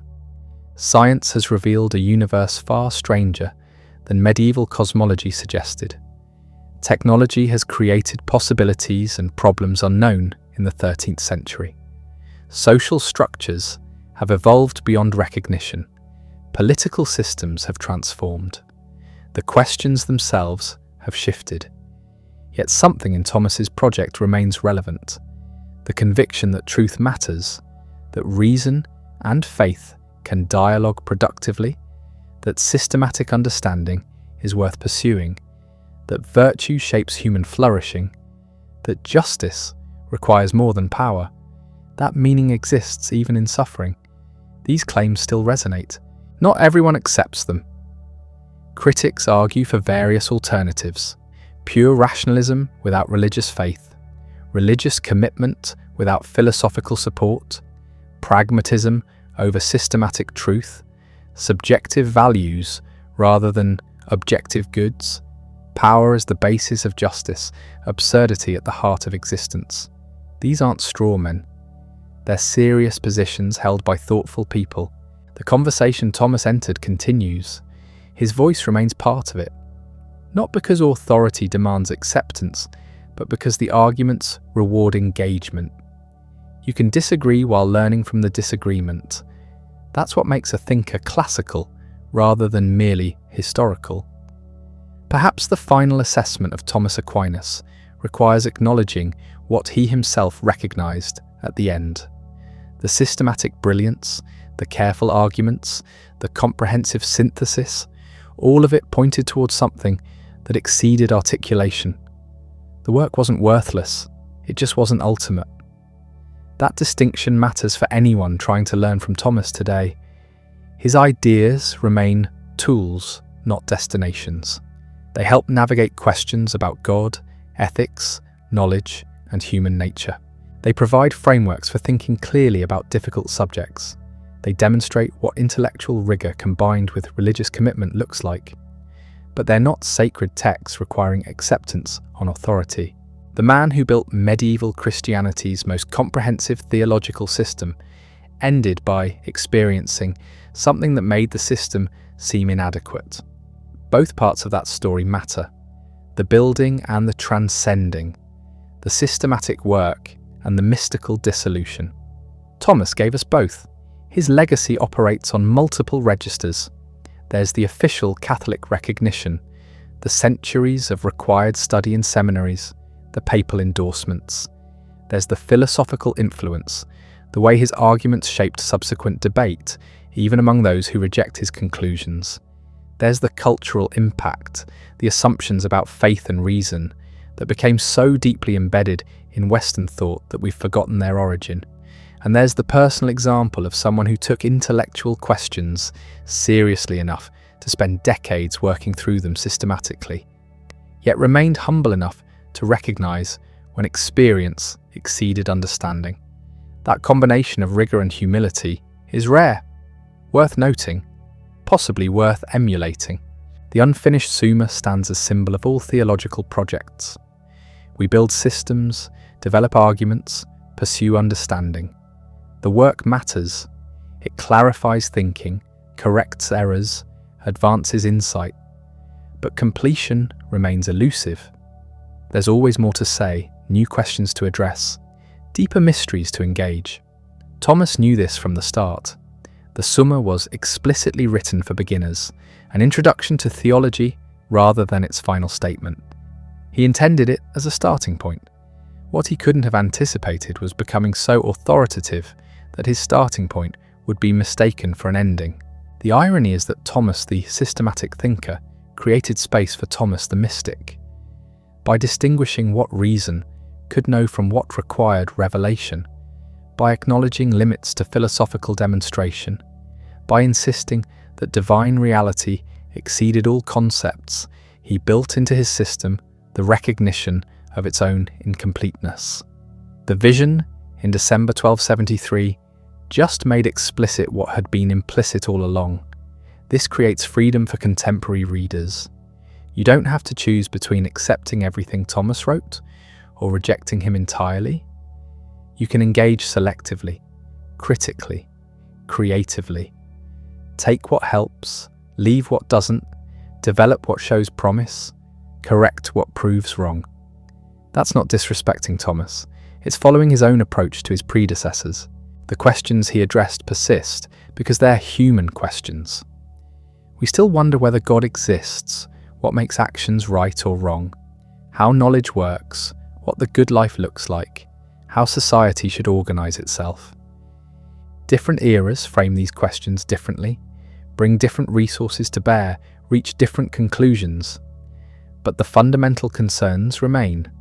Thomas offered one set of answers, sophisticated and comprehensive, grounded in Aristotelian philosophy and Christian theology. Those answers shaped Western intellectual history profoundly. They continue influencing contemporary debates, often invisibly. When people argue about natural rights, appeal to natural law, develop virtue ethics, or defend religious belief philosophically, they're often working with concepts and frameworks Thomas helped establish. That influence will likely persist because the underlying approach remains valuable. Taking questions seriously, examining arguments carefully, distinguishing what we can know from what we can't, integrating insights from multiple sources, building systematic understanding while acknowledging its limits. These remain worthwhile intellectual practices regardless of whether you accept Thomas's specific conclusions. The mystical vision complicates but doesn't negate this. It reminds us that systematic understanding has limits, that direct experience can exceed conceptual grasp, that the map is never the territory. These are lessons worth learning. They prevent idolatry of systems, including Thomas's system. They create space for mystery, for what lies beyond articulation. 7.5 centuries after his death, Thomas Aquinas remains present in Western thought. Not as an authority figure demanding submission, but as a conversation partner offering sophisticated arguments, systematic methods, and ultimately, recognition of transcendence. The work he called Straw continues nourishing minds precisely because its author knew it wasn't everything. The system he built keeps opening doors because he understood it couldn't contain what lay beyond them. That might be the most important lesson. Build carefully, think rigorously, pursue truth systematically, then recognize when you've reached the edge of what words can accomplish. The edge isn't failure, it's where the real work begins.